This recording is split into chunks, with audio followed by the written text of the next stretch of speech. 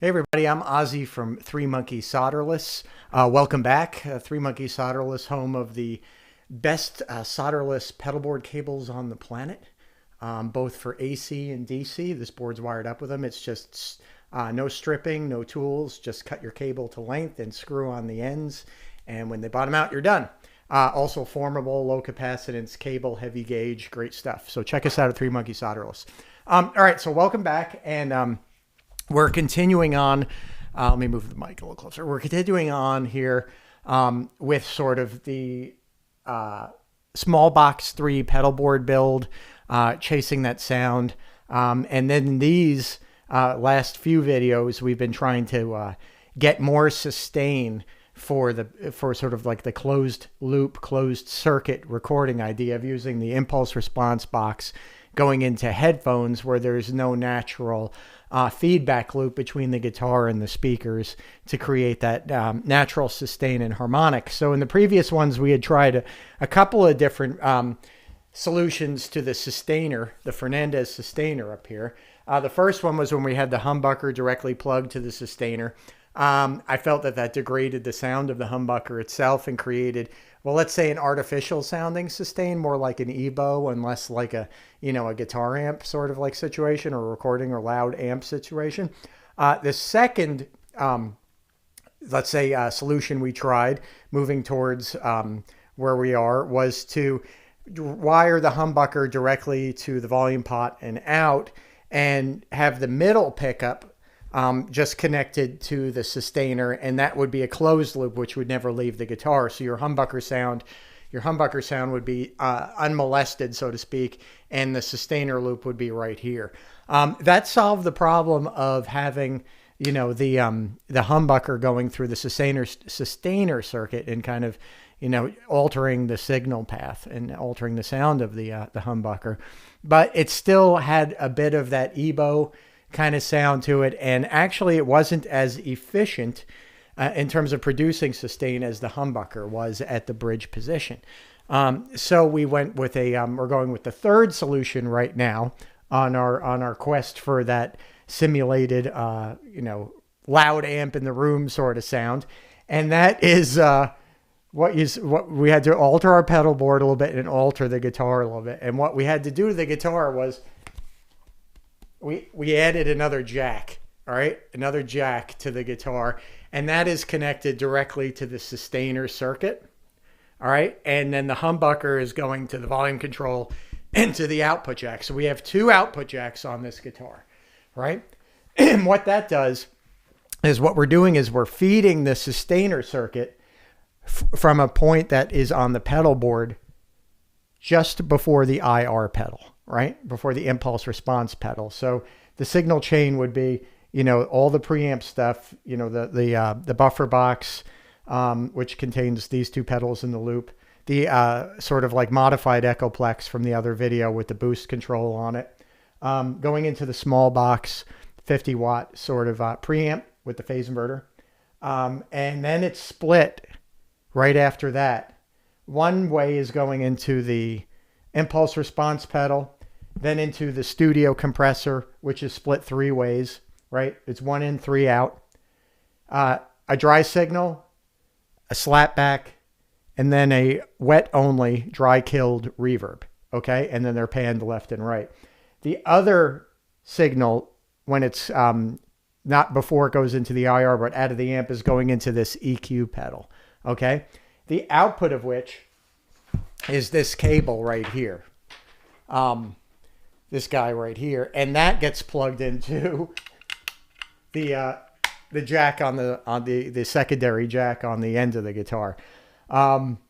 So what we're doing is driving the sustainer circuit from the amplifier. Okay, so that's going to give us a more natural sound in terms of feedback and in terms of that loop, right? The other thing, you may notice that this EQ setting is kind of wild, right? It's a very low frequency sort of boosted signal. All the highs are cut out. And that basically is to reduce sort of like high frequency coupling that was going on between the input and the output inside the guitar itself. which would create some feedback, but not the type that we're looking for, just basically oscillations, right? A high frequency loop, which was, parasitic in a lot of ways and destroying the sustain and what have you. But really all you need is something, you need a signal that is going to drive this, this driver here, which really could be looked as similar to a speaker motor. And it will vibrate the strings, and then the strings will create the harmonics and everything that we're looking for, right? And then there's a certain waveform as well that will take place in driving the driver and driving the driver. And that will also complement to make it more realistic towards the amplifier sound.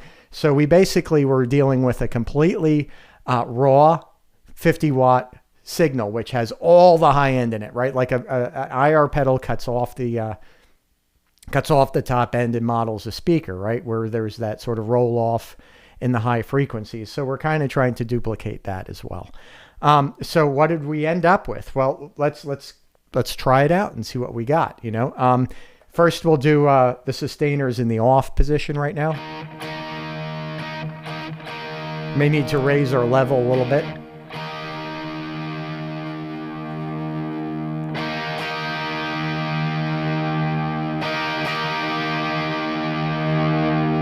Watching for the meter on the camera.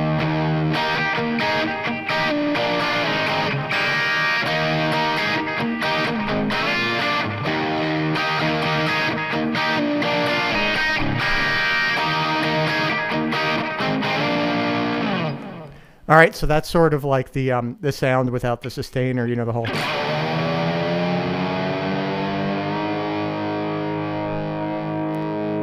Right, it's holding, but it's sort of dying off now, and we're expecting it to go into feedback, but it's not doing it, right? So let's turn on the sustainer unit and see what it does. So we got our switch on the guitar, that's in, and we're in sustainer mode. So let's try that again.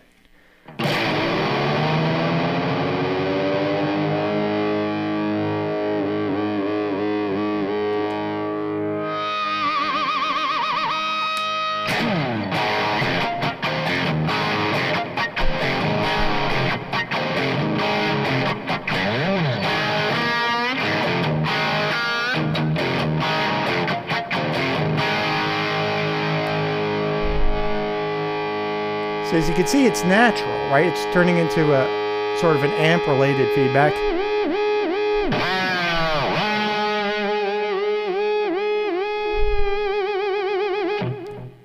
No feedback when it's not, all right? And it's not holding the note as like an EBO does, where it just sounds like this, like, and it doesn't change in terms of its harmonic content. Now it kind of flops over in the non-harmonic position, right? This is the switch will give you the upper harmonics and the lower harmonics. In the lower harmonics position, it still goes into, that octave up or what have you. So I think this is really getting close to what we want to do, right?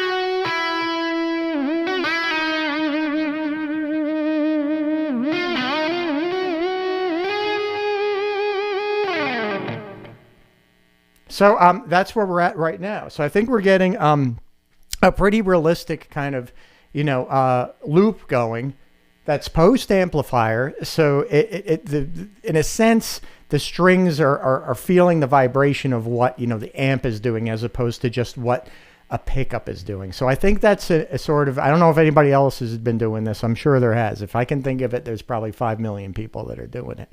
But this, I think, is a pretty good solution. Now, I've also, there's another problem sort of with this system or with this solution.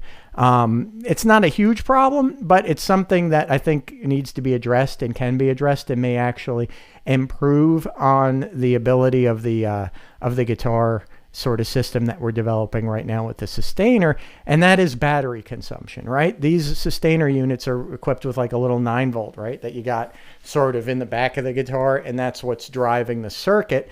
And it really is driving, you know, a transformer that's driving this coil that's inside of the sustainer driver, the pickup itself. And that eats up a lot of current. So the 9 volts really don't last very long. So what I was thinking, there's 2 possible solutions that I want to explore, and we'll explore both. The first is to incorporate, instead of a, let's just say a 2-conductor cable here, we'll incorporate a TRS cable, okay? So there'll be 3-conductor running up to the guitar, right? And a TRS jack here, a TRS jack here, and we'll kind of ride a 9-volt from our power supply along with the audio signal itself up to the guitar, and that can power the sustainer circuit, right? So we'll have three conductors in here, one of which will be the ground conductor, one of which will be the audio from the output of the EQ, and the third will be a DC positive, right? DC positive that will be grounded at the same point as the audio path will be, that will come out of the pedal as well. So that'll give us, you know, an endless amount of power and a consistent current, and should allow us for, you know, not having to buy batteries every week. The next solution, I think, which might even be a better solution, but let me back up a minute. Sorry for that. The other thing I wanted to do, which could be done as well in the second solution, is to put a volume pedal after this. Okay, so basically you can go and you can decide through the volume pedal how much feedback you want to come back to the guitar. So you could let notes die out if you wanted to, sort of like if you're, you know, turning away from your amplifier or turning towards your amplifier to find the feedback spot. You know, sometimes you'd get up to it and let it ring, and then sometimes you'd get away from it to kind of let the note kind of die off naturally. So if you had a volume pedal between your output on the EQ pedal and the input for the sustainer, you could kind of work it to give yourself a you know, a variable amount of, or a variable point at which you could bring in the sustain. Now the next solution that we're going to do after that will be to move the sustainer unit itself out of the guitar. Okay, take it out of here and put it on a pedal on the board. All right. And then basically it'll be powered from the power supply, so we won't have to worry about that. The output will be taken from the same place, from this EQ. Okay. It'll go to another box that'll house the sustainer unit. And then the sustainer output for the driver, which is basically, you know, it's a low impedance signal, right? It's a very low impedance signal as opposed to this high impedance signal. It's a low impedance signal that we can then run to the guitar, to the driver. All right. So the output will just connect to this driver pickup from the unit on the floor. One of the advantages that I see that might be there would be the ability to maybe reduce the coupling in the higher frequencies. And it may allow for us to drive the sustainer unit even harder before it goes into feedback, before it will squeal when you just are not playing the guitar. So that'll be our third solution. All right. So what we're going to do is we're going to do the, we're going to move the, a DC supply into this box, right? And then bring it up to the cable and see what that does. And then we're going to take the sustainer unit out of the guitar and rehouse it in a box, and then put it on the board there. We're probably going to have to redo the whole board to make room for it. There's a few more things I want to put on here, so we may get a bigger board and put everything on that. So there may be a little bit of a time lapse between then and now, between when we continue with the sustainer project. But what we're going to do instead, what we're going to do, not instead, but rather in the meantime, is we're going to also maybe run some videos. I've got a little project that I've got to do for the Rockstar Monkey for Brad, and it's let me grab this, and it has to do with this. All right, so I guess you guys can figure out what I'm going to be doing. So I'm going to be building a guitar for Brad that he's going to be using on the Vegas run, if I can get it done in time, if this weather puts up with, you know, for shooting lacquer and all that kind of stuff. And if not by then, it'll definitely be on the European run. And then if they come back this summer to do a US run or more in Vegas, you'll see it there. So anyway, I think that's enough for now.